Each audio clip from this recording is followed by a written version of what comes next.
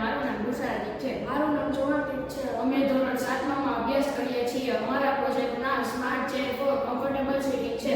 આ પ્રોજેક્ટમાં ultrasonic sensor, vibration, buzzer, switch, battery, આર્ડિનોનો ઉપયોગ થાય છે. આ સ્માર્ટ ચેરના ઉપયોગથી વિદ્યાર્થીને બેક પેનનો દુખાવો થતો નથી તથા આ સ્માર્ટ ચેરના ઉપયોગથી વિદ્યાર્થી અભ્યાસ કરતી વખતે સૂઈ જતું નથી. સ્વિચ શરૂ કરતા અલ્ટ્રાસોનિક સેન્સર શરૂ થશે અને તે બેટરીમાંથી પાવર લેશે.